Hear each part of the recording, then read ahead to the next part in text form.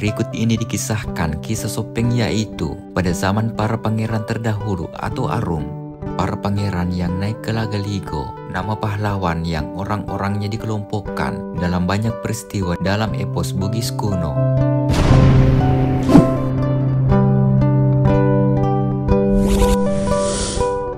Berbasis di Sewu dan Gatareng, ketika tidak ada lagi kerabat pangeran yang naik ke Galigo, orang-orang meninggalkan Sewu dan Gatareng dan menetap dengan tempat tinggal atau mak benua mereka di Sopeng. Orang Sewu di Sopeng Barat atau Sopeng Riaja, orang Gatareng di Timur Sopeng atau Sopeng Rilau. Di kedua daerah tersebut secara bersama-sama ada 60 orang Matoa. Itu sebabnya Sopeng terpecah menjadi dua: Salo Tungo, Lolowe, Kuba, Panencong, Talagai, Riata Salo, Mangkutu, Macile, Watu-Watu, Akampeng adalah daerah yang menarik Sopeng Timur. Pese, Sepang, Pising, Matubulu, Lawungang, Ara, Lisu, Madelori, Lau Tinco, dan Lau adalah daerah-daerah yang menjadi daya tarik Sopeng Barat. Dan Cendrana, Salokaraja, Malaka, Matoanging apalagi di Sopeng sebagai wilayah yang tidak terbagi. Di kedua bagian itu para orang Sopeng tidak memiliki raja selama 7 generasi, yaitu setelah para pangeran yang naik ke Galigo pergi. Hanya 60 Matoa yang membuat negara bangkit dan berbaring menjalankan otoritas. Kemudian raja turun di Sekanyili. Hal ini diumumkan oleh Matoa Tinco, Jenang Bese atau Se, kepada semua Matoa di daerah tempatnya berada, yaitu Sopeng Barat. Kemudian Matoa Bawah, Matoa Ujung, Matoa Bila berkata, ada Tumanurung di Sekanyili. Matoa Bila, Matoa Boto, Matoa Ujung selanjutnya berkata, mari kita kenalkan ke wilayah Sopeng Timur. Matoa Salo Tungo, masyarakat Sopeng Barat menyetujui hal ini dan memutuskan untuk mengutus seseorang untuk memanggilnya. Lalu datanglah Matoa dari Sopeng Timur. Para Matoa Sopeng Barat berkata, ada Tumanurung di Sekanyili, bagaimana menurutmu?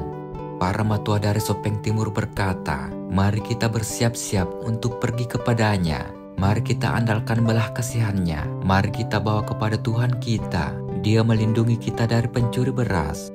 Kemudian 60 orang Matoa berangkat.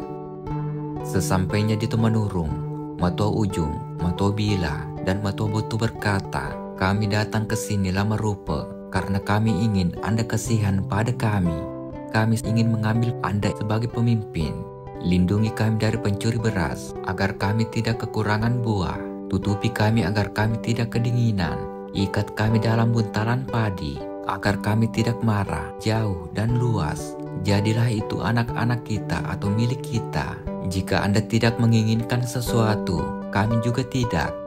Si Tumanurung Sekanyili berkata, apakah kamu tidak bermuka ikan? Apakah kamu tidak bermuka dua terhadap saya? Kemudian 60 Matoa bersekutu dengan Tumanurung dari Sekanyili. Selanjutnya, Tumanurung berkata tentang Sekanyili, inilah yang ingin saya katakan kepada Anda semuanya. Sepupu saya yang lain telah turun di Libureng. Bangkitlah untuk menjemputnya.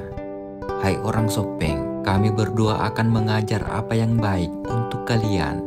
Dia dijadikan oleh Anda pangeran atau datu Sopeng Timur, dan saya dijadikan pangeran atau datu Sopeng Barat. Jika Anda setuju, jemput dia. Kemudian 60 Matoa berangkat. Mereka datang ke Libureng, ke tempat yang disebut menurungi dari Gorie. Mereka pergi ke Tumanurung yang duduk di dekat bejana air atau balubu, sebagaimana dia muncul seperti anak ayam dari telur. Matoa Ujung, Matoa Boto, Matoa Bila berbicara, kami datang ke sini lama rupa karena kami ingin agar Anda mengasihi kami. Jangan hanyut. Kami akan menerima Anda sebagai pemimpin. Lindungi kami dari pencuri beras. Ikat kami dalam buntelan padi agar kami tidak melarat. Membawa kami dengan Anda jauh dan luas, baik itu anak kita atau harta benda kita. Jika tidak menginginkan sesuatu, kita juga tidak menginginkannya. Manurung berkata, apakah kamu tidak bermuka ikan? Apakah kamu tidak bermuka dua terhadap saya? Mereka setuju satu sama lain. Itu disebut perjanjian. Orang-orang Sopeng dengan pemimpin mereka Sejak saat itu, ia tetap demikian pada anak cucu Datu Sopeng dan anak cucu masyarakat Sopeng. Jadi asalnya di Sopeng ada 2 tunggal. Ketika kedua menurung belum memiliki anak, Matua Botto, Matua Ujung, dan Matua Bila berkuasa. Mereka berkonsultasi dengan 60 matua lainnya dalam urusan luar negeri dan dalam negeri. Setelah para Datu Sopeng memiliki anak, mereka, kedua menurung dan cucunya, dilembagakan Padanreng. Dulu ada Datu dan Arung, anggota keluarga kerajaan. Anak cucunya, Datu Botto, Arung Bila, Datu Ujung, baik dalam kegiatan di Sopeng maupun di luar, bisa membicarakan yang bersangkutan. Tidak lagi bergaul dengan orang-orang Sopeng seperti dengan rekan-rekan mereka. Karena orang-orang tidak bisa lagi berbicara dengan Datu, karena mereka telah menjadi tuan mereka. Mungkin cukup untuk konten kali ini membahas tentang Tumanurung di Sopeng, dikutip dari tulisan R.A. Karen. Semoga bermanfaat. Jika ada kesalahan mohon dimaafkan. Tetap ikuti konten-konten kami selanjutnya. Mari berwisata sejarah dan budaya. Wassalamualaikum warahmatullahi wabarakatuh.